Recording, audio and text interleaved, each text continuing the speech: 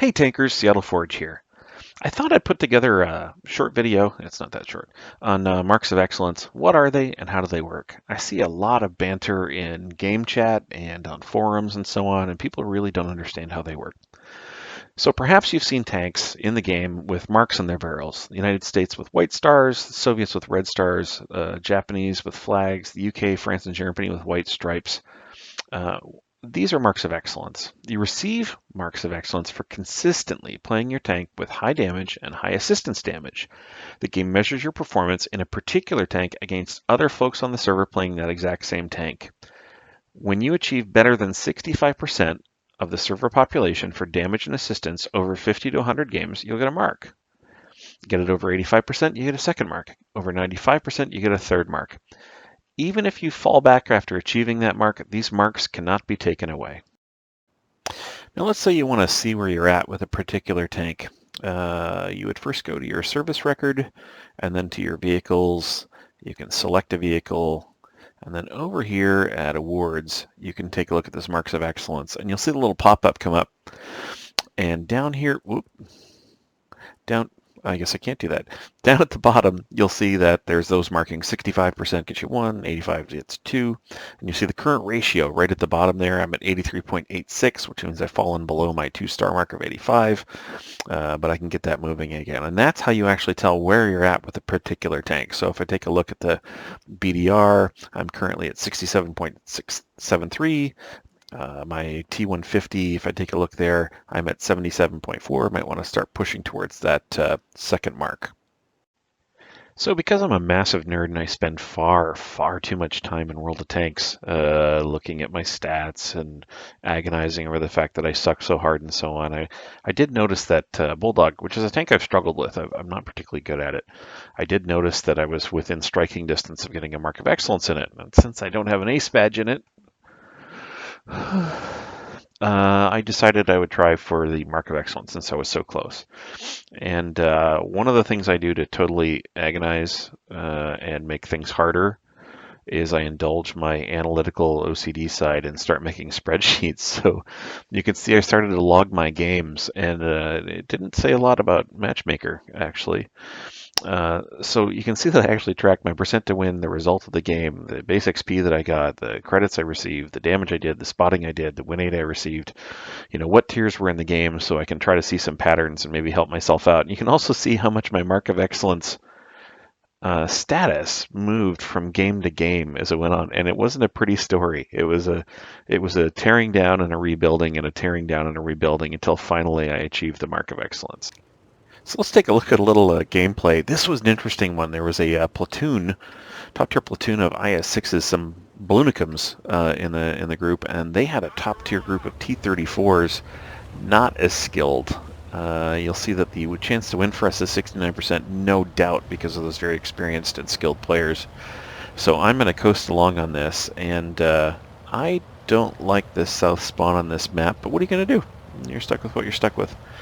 And I move up into one of my favorite spotting locations up here at G7, and I park in this bush. I think the Chaffee had the same idea. Sorry, sucker, faster than you. Higher tier. Might makes right.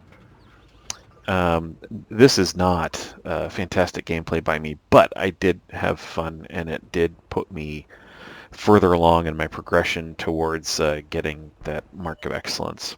And there was also a lot of chat for a North America server. From what I've seen, this was a chatty bunch.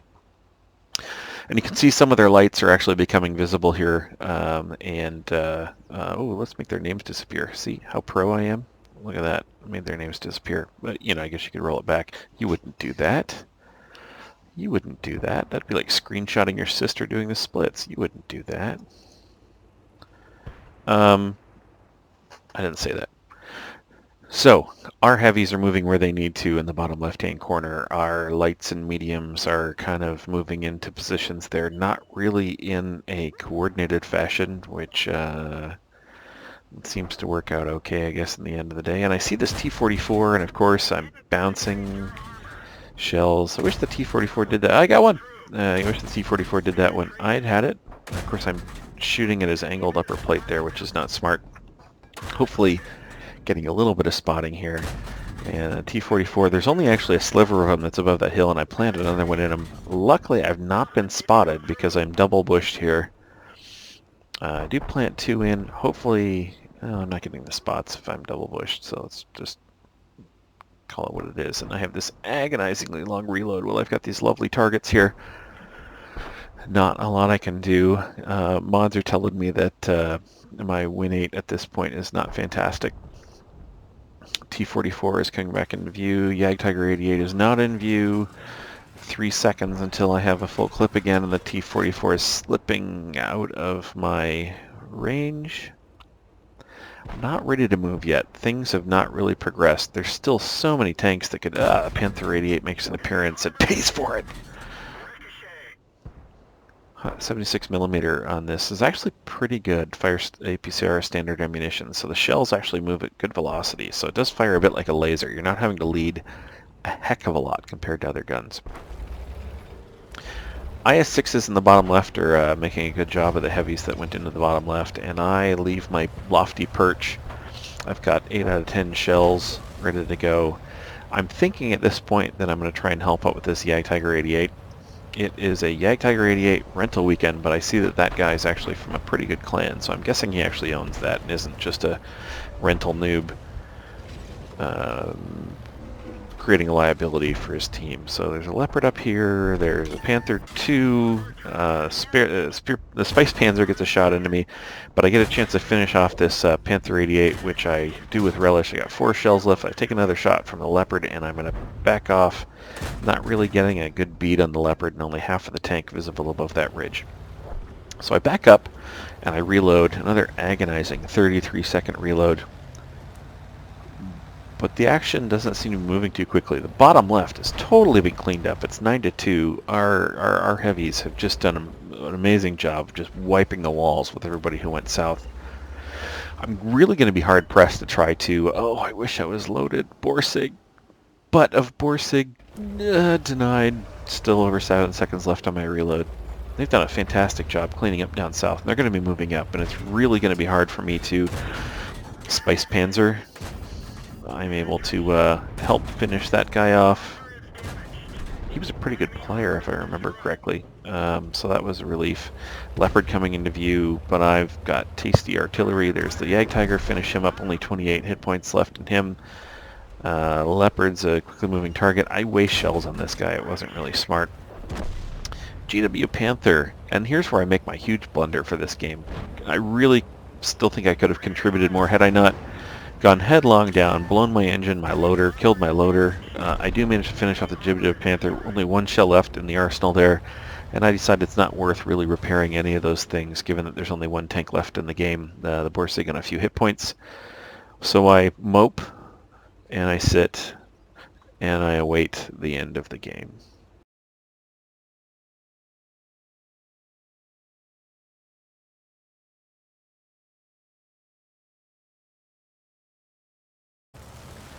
So here's a game in progress, still on this Mark of Excellence trek that I'm on. IS-6 Unicum player up ahead of me.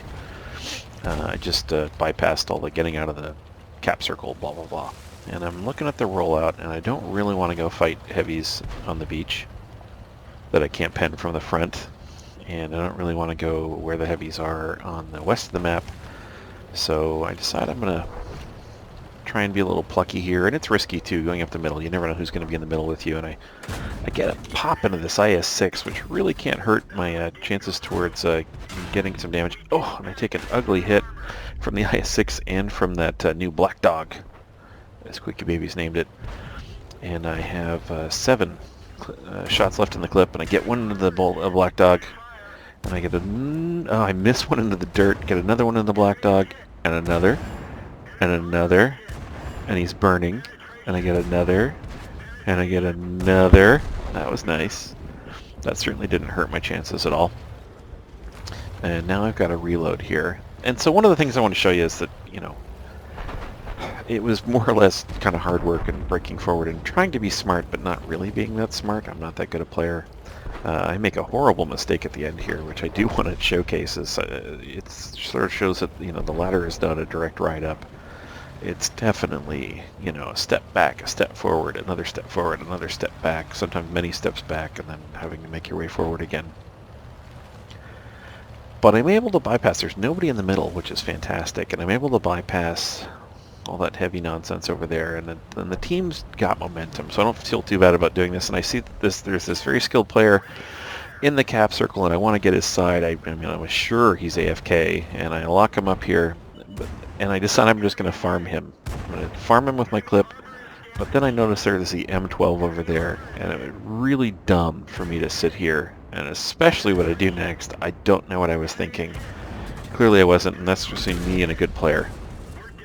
Vamos. So nearly 3,800 win 8, taken out by an artillery that I easily could have evaded just by pulling back a little bit.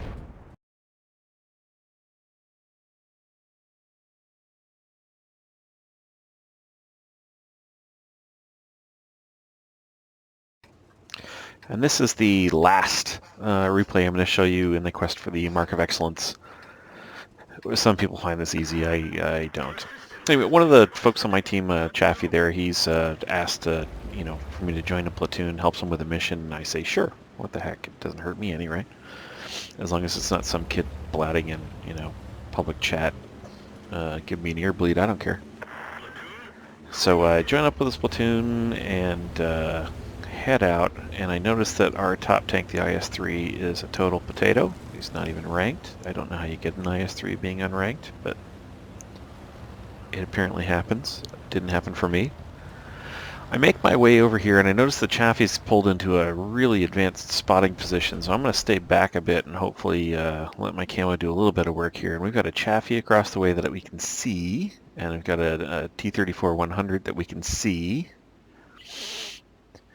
And I'm loaded up, and I'm hoping I can get a few pops over here, and thanks to my platoon mate in the Chaffee, get some spots. And he gets a little impatient, pulls away. And I decided to get a little hard cover over here just in case I need to get behind it, and definitely limit the number of shots that I can take from the left there. And I do notice that some of the people who flew across the gap there did get popped at. So there's more going on there than met the eye. And I missed the Chaffee, damn it, but there's a Nashorn becomes visible, and I can finish him off. A little bit of help. This gun is fantastic. It just had the 10 shots is just ridiculous at this tier. So I got half a clip left. Nashorn's taken out. I do pop one into the Chaffee, which is nice. Don't get a tracking shot. I get spotted, and I'm not smart. I don't move right away, and that costs me. I get pounded by a jumbo who's using, I think, the 76 millimeter. Could be the 75. But not the derp gun. That would have been horrific. And I'm reloading. I stay behind hard cover. I'm taking a look at the mini-map. I noticed that there's not a lot of opposition up along the road. If you take a look at the one line there, and folks are just kind of sitting there. They're not pushing. And I think that's an opportunity. So E-25 and the Chi-Ri, not heavily armored targets. Chi-Ri has a really nasty gun at close range, has a 3-round autoloader that loads very quickly, but I've got a full clip, and he has no armor. And this should be interesting. So I take 2 into him, and then I take a dumb shot, shoot into a rock, and miss him, and he's just backing up for his, you know, for his life. He gets 1 shot into me, I get 5 into him. Good night, Chi-Ri, and off we go. And I see that there's some targets up here, and I notice that they're kind of wounded, so I go in with half a clip, knowing that I have hard cover I can pull back behind. There's nobody straight ahead of me, and I see this OI giving me his full side, and 2 shots into him, gone. 5100, I didn't see I had a shot on him. He had one on me, popped one into me. I pull forward, I miss the T-34, then get one, and he obliges me by backing into the second shot, and I can pull behind hard cover here and do my 33-second reload. And I let folks know in the chat that I am in fact reloading. Just they don't expect me to blaze forward with them. This Panther 2 has been riding along with me. You can see him on the mini-map to my left. He's been riding along, having a fantastic game right alongside me. We both have 3 kills. Great team in this battle, and it's actually a battle to kind of keep up on doing damage without throwing your tank away and getting killed. So I just had to move forward, and I really wanted this 5100, and I line them up, no dice, the KR, Rupert Patton has him. Next opportunity is the T-34. I'm moving in on him. He's maybe one, maybe two shot. I'll use my auto aim, but unfortunately he dies before I can get there. And I kiss his corpse while I figure out what to do next. I was thinking the T-71, but it actually looks like he's down on the lake bed, not on the bridge like he was originally, and I kind of moved forward there and then realized that that's probably dumb. So I got 8 shots in the clip. I've got a break here.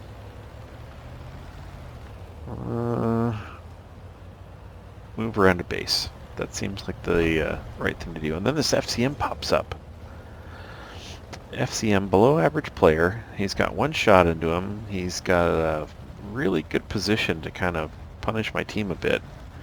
The Panther 88 is looking down the ice road at the Ferdinand. So I decided to go up the hill here, and I know my damage is kind of high here. I'm doing all right on win 8, and I'm just going to farm this troll. And, you know, if it was earlier in the game, I would definitely play peek and poke. He gets 1 shot into me, but I just want to get every single shot I can into him before I get wasted. I have 119 hit points left. I think I might have ruined his ammo rack at this point, and I'm dead. And that's it for me, but it was enough. I hope that this has somehow been helpful. This was my short trek on a Mark of Excellence for a tank I really like and not very good at. Happy tanking. See you later.